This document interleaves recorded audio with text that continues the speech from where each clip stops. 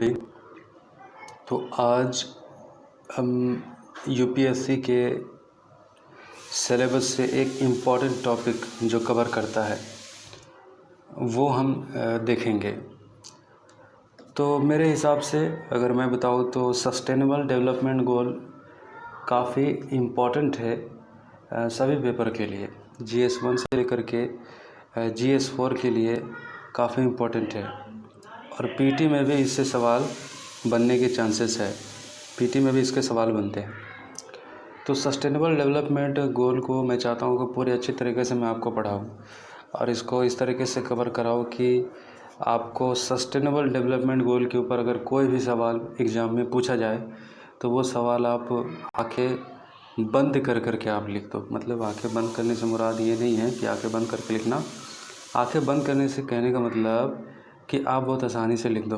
ठीक है, तो ये इस तरीके से हमारी टारगेट रहेगा सस्टेनेबल डेवलपमेंट गोल पढ़ने का।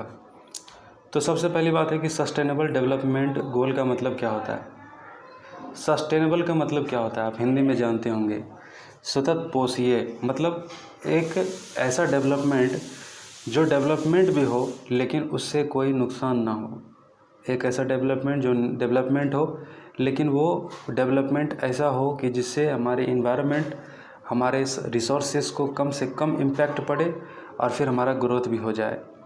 तो ये हमारा मकसद है दुनिया को ये ग्रोथ दिलाने का। मतलब ग्रोथ केवल दिलाने का मकसद नहीं है, ग्रोथ की तरफ तो दुनिया बढ़ रही है और बाकायदा डेवलप्ड कंट्री और डेवलपिंग कंट्री का जो टैग है, आप जानते हो डेवलप कंट्री जो कहा जाता है वो देश को कहा जाता है जिस देश के पास काफ़ी अच्छी तरक्की हो गई है, तो उसको डेवलप कंट्री का टैग मिलता है।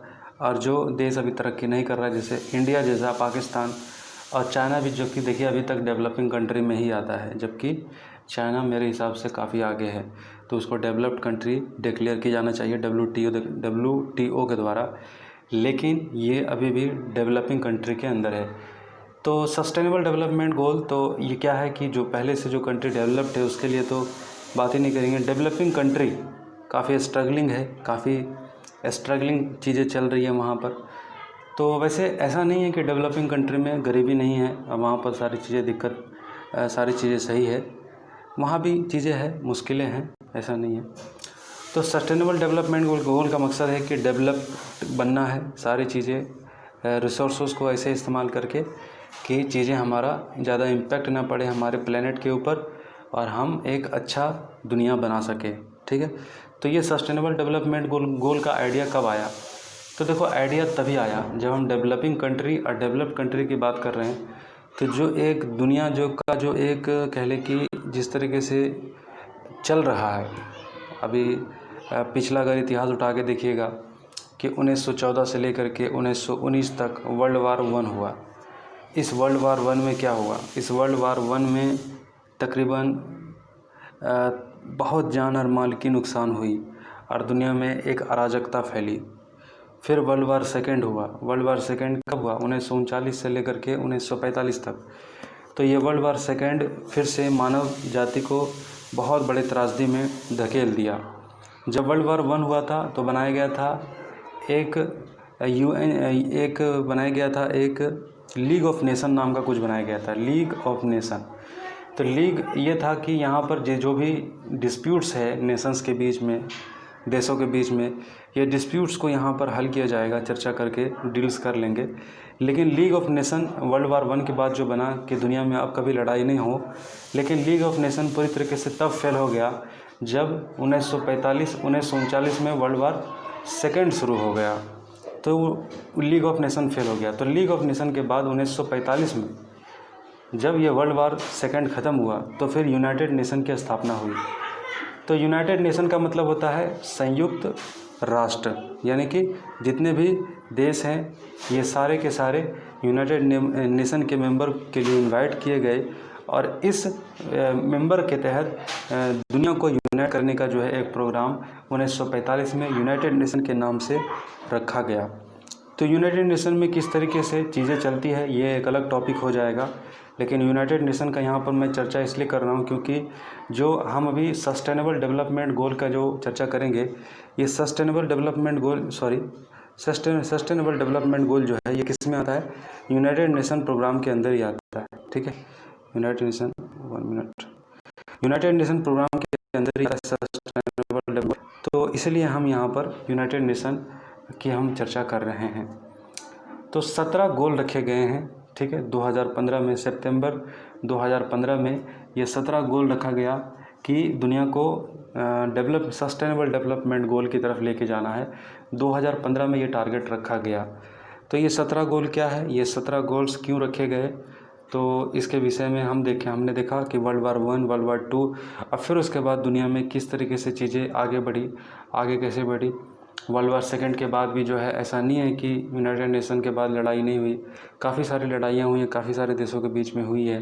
अगर कुछ लड़ाइयों की मैं चर्चा करूं, देखो अगर वो सब मैं चर्चा करने लगूं तो काफ़ी भटक जाऊंगा, मैं चाहता हूं कि ना करूं तो बेहतर है।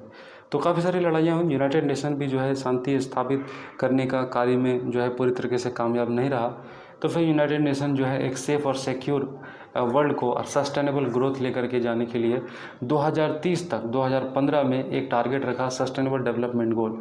तो इस टारगेट को पूरे दुनिया के जितने भी देश हैं इन टारगेट को अपनाने के लिए जो है बाध्य होंगे और इन टारगेट को अपनाया जाएगा। 2030 तक इसको इम्प्लीमेंट किया जाएगा। जो 17 लक्ष्य रखे गए, यूनाइटेड नेशन इसको वॉच करेगा।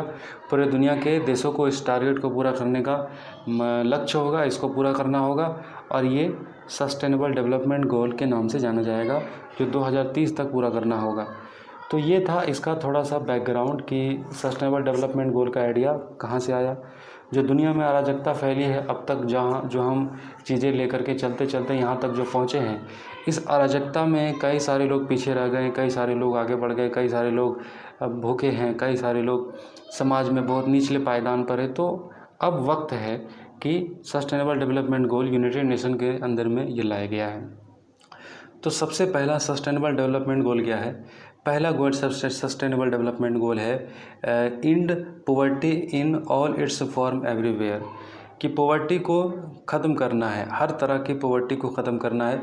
जो भी पॉवर्टी हमारे दुनिया में पॉवर्टी है, गरीबी, भुखमरी है, बिलियंस ऑफ पीपल्स भूखे हैं। तो देखो अभी मैं इस पर चर्चा नहीं करूंगा ज़्यादा, क्योंकि एक गोल के ऊपर एक वीडियो में बनाऊंगा, यानी कि 17 गोल है तो 17 वीडियो मैं इस पर बनाऊंगा। इसलिए मैं 17 बनाऊंगा क्योंकि मैंने पहले ही आपको कहा कि मैं इस पर कोई भी सवाल आपको छूटने नहीं दूंगा। यानी कि मैं ये भी पढ़ाऊंगा कि अब तक बाकी के देशों ने और हमारे देश ने, भारत ने कितना प्रोग्रेस किया है इसके ऊपर, इस गोल के ऊपर कितना काम किया है, ये भी मैं पढ़ाऊंगा आपको।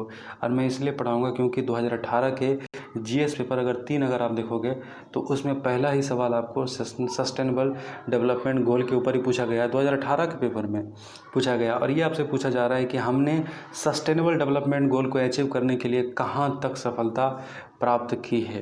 तो इससे पता चलता है कि ये कितना इम्पोर्टेंट है, ठीक है। यूपीएससी के GS3 के पेपर नंबर 1 में ये पहला सवाल है, तो बहुत इम्पोर्टेंट है। इसलिए मैं एक एक टॉपिक को अच्छे तरीके से डिस्कशन करूँगा। तो पहला हमारा है end of poverty in all form, सारे फॉर्म में पॉवर्टी को दुनिया से मिटाना है, पहला गोल। दूसरा है एंड हंगर, भुखमरी को ख़त्म करना है। देखो पॉवर्टी अलग चीज़ होता है, भुखमरी अलग चीज़ होता है। मतलब पॉवर्टी एक गरीबी है, मतलब ऐसा ज़िंदगी इंसान जो सामान्य व्यवस्था में नहीं है, समान चीज़ें, सारी चीज़ें जो है जनरल नहीं है, ठीक है, असमानता बहुत ज़्यादा है। तो दूसरा हमारा भूख मिटाना है, मतलब लोगों को जो भूखे हैं उनकी भूख को, उनकी पीड़ा को कम करना है। सिक्योरिटी इम्प्रूव करना है, न्यूट्रिएंट्स को लेकर जो चीज़ें नहीं हो पाती है, मतलब खाना तो जुटता है लेकिन न्यूट्रिएंट्स भी तो होना चाहिए। तो दूसरा गोल है हमारा कि भूख को मिटाना है दुनिया से, तो न्यूट्रिएंट्स को सिक्योर करना है। तीसरा मकसद है ensure healthy lifes, promote well beings for all the age, जितने भी एज के व्यक्ति हैं उनके हेल्दी लाइफ को प्रमोट करना है, लाइफ एक्सपेक्टेंसी को बढ़ाना है, उनके जीवन के आयु को इंक्रीज करने का यहाँ पर तीसरा गोल है। चौथा गोल है ensure inclusive and equitable quality education and promote life long learning opportunity for all. चौथा गोल है कि सारे व्यक्ति को बीच में एजुकेशन को एक धारा में लाना है, प्रमोट करना है लोगों के लॉन्ग लाइफ को और फिर लर्निंग अपॉर्चुनिटीज़ को, लॉन्ग लाइफ लर्निंग अपॉर्चुनिटी को, सारे उम्र के लोगों को एजुकेशन के धारा में लेकर के आना है, पढ़ाई के जो है क्राइटेरिया में सभी को, पूरे दुनिया को लेकर के आना। ये हमारा चौथा टारगेट है। 5वां टारगेट है achieve gender equality and empower all womens girls. तो जिस तरीके से वुमेन्स को लेकर पूरी दुनिया में अनइक्वालिटी है, असमानता है काफ़ी, तो उस असमानता को डील करना है, 5वां गोल। 6ठा गोल है ensure availability and sustainable management of the water and sanitation for all. तो पानी और साफ़ सफाई की दुनिया में काफ़ी जो है कह क्राइसिस है, पानी की आधी दुनिया जो है पानी से त्रासदी में है, तो ये सैनिटेशन गंदगी से इसको प्रोटेक्ट करना है। 7वां गोल है ensure access to affordable reliable sustainable और मॉडर्न एनर्जी फॉर ऑल।